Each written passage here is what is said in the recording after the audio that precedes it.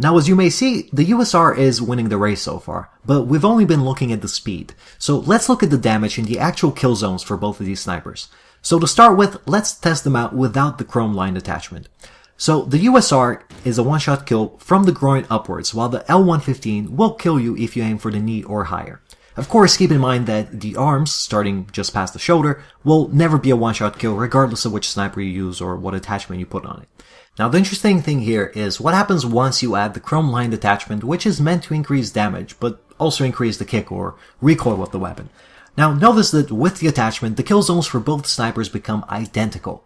However, there is a little bit of a mystery here because, as you can see, the lower left leg and the upper right leg are marked as two-shot kills, and that's not just my lack of editing skills, but something incredibly odd that just seems to have been programmed into the game.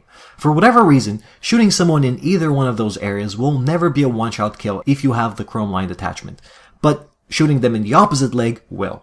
I've tested this a ton of times, and at first I thought it may have something to do with which leg was in front, which one was in the back, but it does not, and hence I'm led to believe that this is possibly an error in the game code, which might at some point be patched. Now, assuming I'm right, and of course if you happen to be watching this in the future and it's patched, then hey!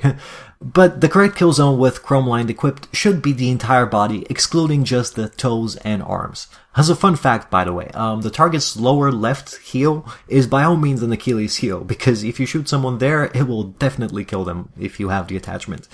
If the patch I was talking about happens, of course, it will end up being both heels, but for now it's pretty funny, I think. Anyway, the conclusion here is that if you choose to use the chrome lined attachment, the snipers become identical in terms of damage. Next, let me show you the actual scope and mechanics, as any part of it should be pretty much imprinted into a sniper's memory. In my experience, the path the scope takes while zooming in tends to affect how people tend to use the sniper, although technically it shouldn't, as it's simply an animation and not how your shot is determined in any way. But still, I've noticed that some people are simply more used to and more comfortable with certain motions. So here I've actually tracked the motion of the scope so you can see how they take slightly different approaches. Now, to me, the USR's quick centering feels more suitable for pop shots, while the L115's horizontal movement seems to be more prone to drag scopes. But again, the animation really has no effect on the actual bullet, but just your perception and perhaps the timing of your shots.